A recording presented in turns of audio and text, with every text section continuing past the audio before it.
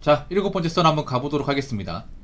댓글 컨텐츠고 영상 제목, 저희 부모님은 IMF 때 조용히 지나갔는데 어떤 사람들이 제2 피해를 겪었는지 궁금합니다 라는 영상의 단일 댓글입니다. IMF가 1997년에 일어났죠. 이제 올해로 27년 됐습니다. 근데 그때 경제적 피해를 입으신 분들이 지금도 회복이 안 됐습니다. 그럼 IMF가 모두게 다 힘들었냐? 그건 아니에요. 보통은 IMF 때 힘들었던 사람은 좋은 직장을 다니지 않은 사람, 두 가지 볼 수 있습니다. 일단 첫 번째는 사업을 크게 벌리신 분들. 예. 사업하셨던 분들이 가장 데미지 세게 입었습니다. 왜냐하면 그때 사업을 좀 무한확장식으로 부채를 많이 일으키고 하신 분들이 많아요. 그때는 옛날과 다른 게, 저도 확실히 아는 건 아니지만 그때 은행에서 추심 업무를 그렇게 빡세게 안 했습니다. 그냥 어음으로만 이렇게 무한 반응하고, 은행 가도 대출이 있어도 뭐 신용도 이런 거 안 따지고 그냥 바로 즉시 대출이 나왔어요. 그 영화 국가 부도이라는 영화 있거든요. 그 영화에 보면 제가 말한 장면이 나옵니다. 은행에서 무분별하게 어음이나 대출이 쉽게 해줬습니다. 그래서 은행도 자빠졌죠. 그때 그 돈을 받지 못해가지고. 그래서 그 사업하셨던 분들이 이제 대출 엄청 많이 받고 막 10억 20억씩 받고 막 이제 건물 사고 사업 몇 개 거느리고 그랬던 분들이 많아요. 근데 그때 문제가 뭐냐면, 그때 우리나라가 IMF에 이제 돈을 빌리면서 이제 그때 빚을 갚지 못한 분들이 날아가게 되었죠. 그러니까 그때는 어떻게 보면 지금보다 더 심했지. 그때 어떻게 보면 이제 빚도 능력이죠. 그때 빚을 무지하게 많이 늘렸습니다.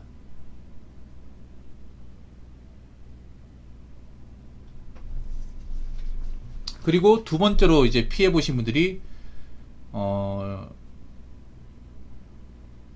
중소기업 다녔던 분들. 중소기업. 왜냐하면 중소기업 많이 도산했잖아요. 그때 대기업 도산했지만,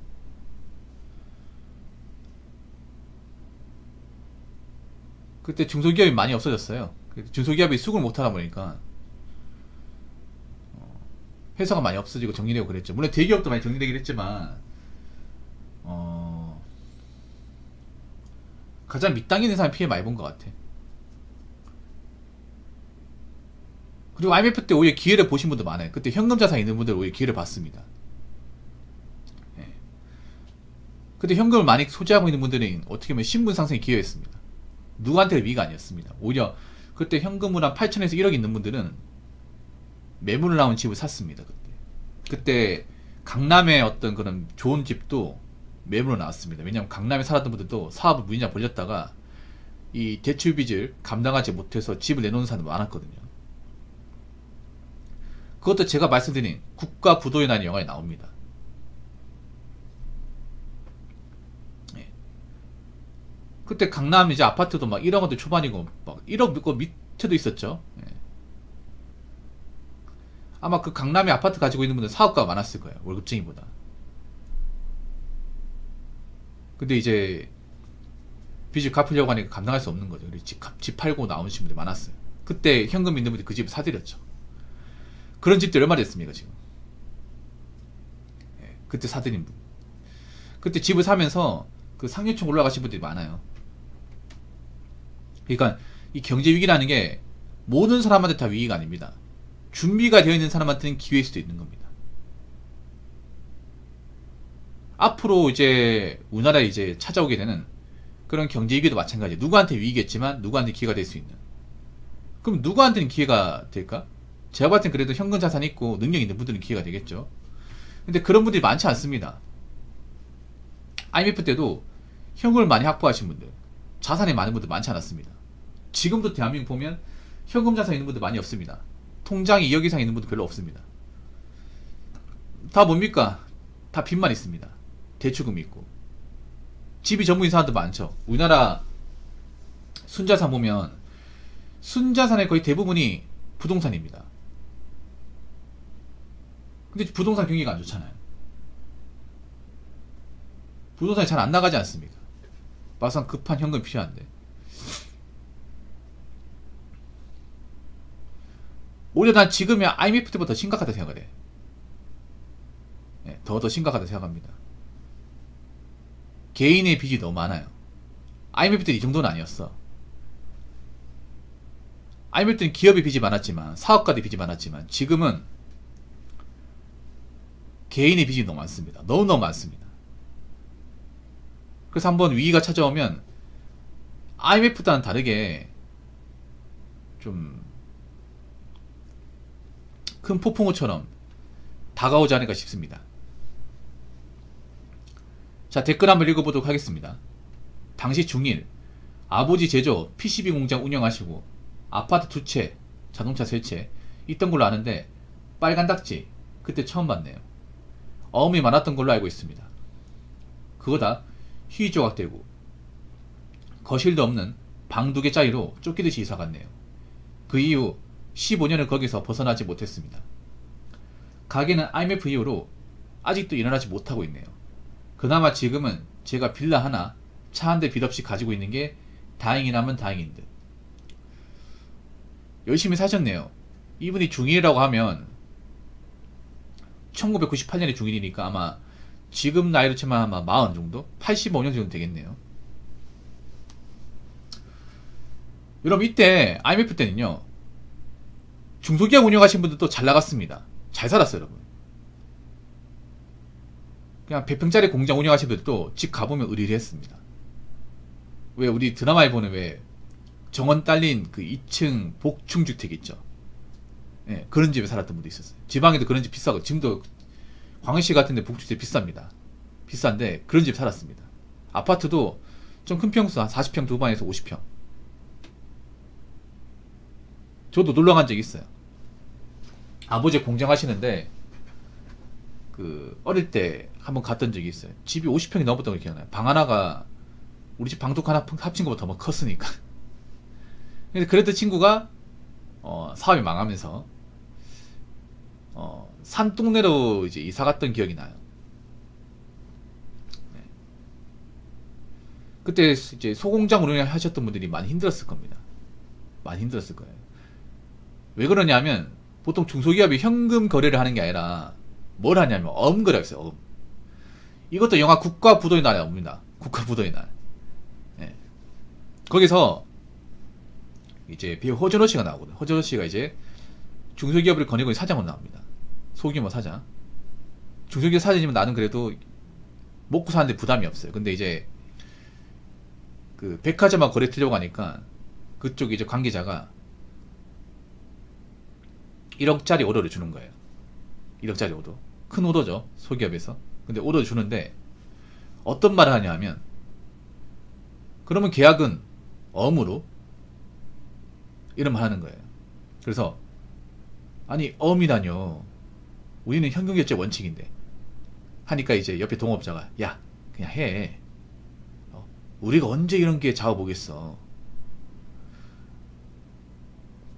여기 말고도 하겠다는 데 많은데 굳이 싫다면 다른 데 갈게. 아닙니다.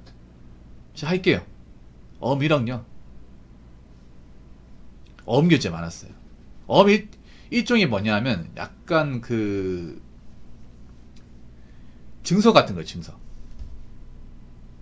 돈을 빌렸다는 거 이제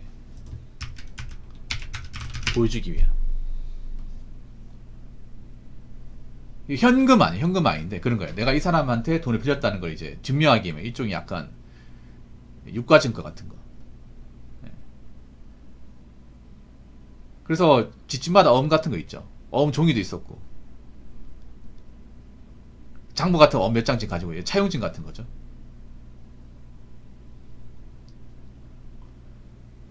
옛날에 가보면 이런 어음 장부 있었거든. 어음 장부 이거 아실지 모르겠는데 집에도 있었어요. 사업하는 분이 다 가지고 있었습니다. 이거.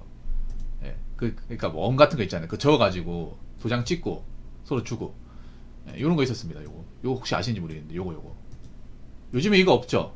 옛날에 집에 가면 있었습니다. 보통 사업하거나 자영업 하시는 분들 요거 이제 가게마다 있었어요. 그래서 이제 장부에 이거 몇 장씩 꼽아놓고 그랬습니다. 이제 이거 쓰는 사람도 없을 거예요. 맞죠? 없어요. 아니면 이거 보면 이가 갈린 사람도 있을 거예요. 이것 때문에 내가 이거 못 받는 돈이 얼만데 내가 이거 왜 했을까? 이것이 뭐 IMF 터지니까 아무짝에 쓸모없는 건데.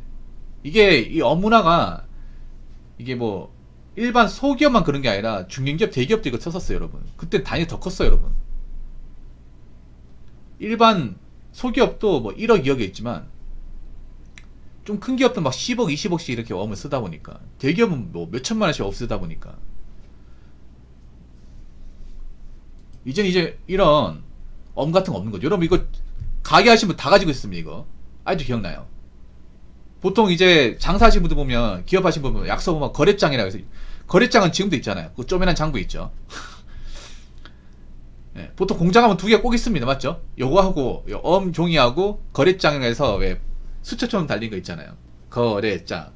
요 두 개 필수입니다. 근데 거래장은 지금도 써요. 지금도 쓰는 분도 있어. 스마트폰 귀찮다고. 근데 엄은 이제 절대 안 쓰지 이거는. 아무튼 그때 아버지가 이제 엄 발행하면서 못 받았나 보네. 예. 이게 그런 거예요. 엄의 가치가 없어지다 그동안 우리가 거래한 거 이제 미순 같은 못 받는 거야 이게.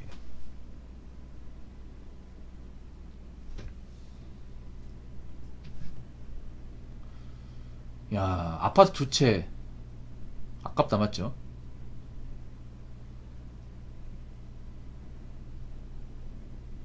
그때 아버지 많이 힘드셨겠네 이게. 그때는 어떤 분이 했냐면, 저도 확실하지 않지만 저 때는 사업을 하시는 분이 돈을 못 받아도 뭔가 문제 있다고 생각하지 않았습니다. 어차피 엄이 있으니까. 언젠가 그랬겠지. 엄 이거 만들어 놨잖아. 이거 종이 있으니까 나중에 달라면 되겠지. 은행에서도 돈을 못 받는다고 해서 머리 안 하세요. 얼음 있으니까. 은행도 바보 같은 게 저 엄 같은 거 믿고 그냥 대출 다 해준 거야 이게. 예. 아니랬다는 거죠 이게. 은행도 대출 볼 때 좀 까다롭게 하고 신용도 따지고 했어야 되는데, 지금에 와서는 그렇게 하지만 옛날엔 그런 게 없었거든요. 옛날엔 그냥 뭐 사장님이고 하면 예 당장 이렇게 해드리겠습니다. 이근육건 더 쉽게 해주고.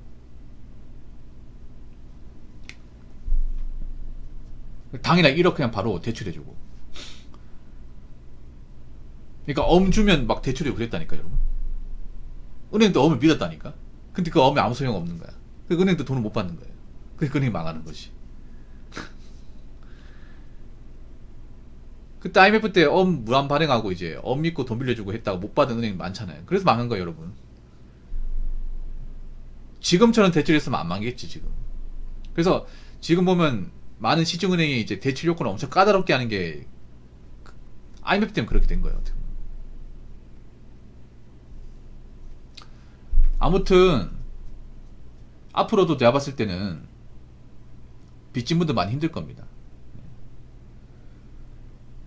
그래서 여러분